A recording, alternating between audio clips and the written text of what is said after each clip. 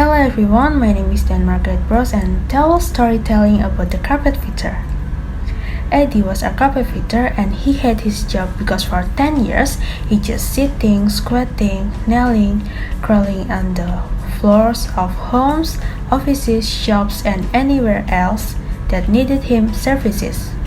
But Eddie hates it because he feels unappreciated. In August, a hot and humid day, Eddie was cutting and fixing red carpet in the living room of Mrs. Farnberg's house.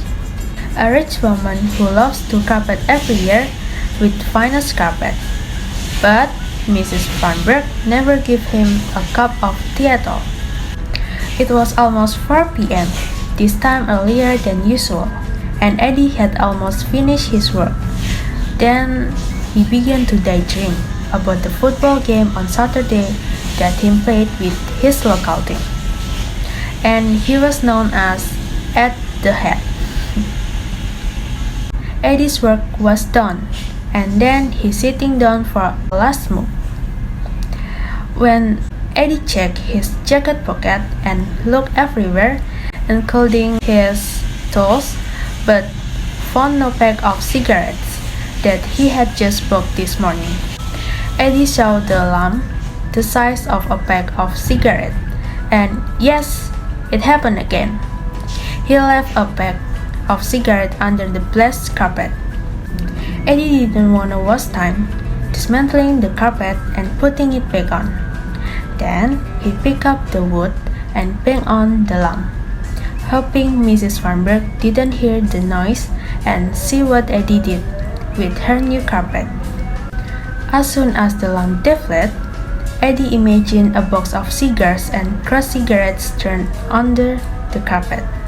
Then Eddie picked up his tools and moved the furniture into the living room with "Be careful."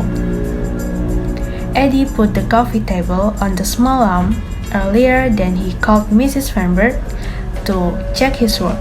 Mrs. Farnberg checked Eddie's work. She compliments Eddie if he does a good job, and Mrs. Farnberg asked for the bill.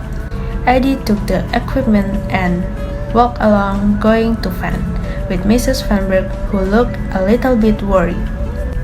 Not long after, Mrs. Farnberg asked Eddie if Eddie had seen Armand. Armand is a beautiful parakeet that was deliberately removed from the cage by Mrs. Farnberg.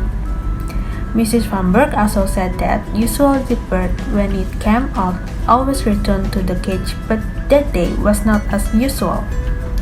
Eddie said no because he didn't see it anywhere. He who had gotten into the van and reached out to start the car just realized that there was a pack of cigarettes on the dashboard that he had just bought this morning. He left the cigarettes where he had lunch, and then Eddie remembered the lump of the carpet and realized the lump. Then he remembered the hammer and he felt nauseous.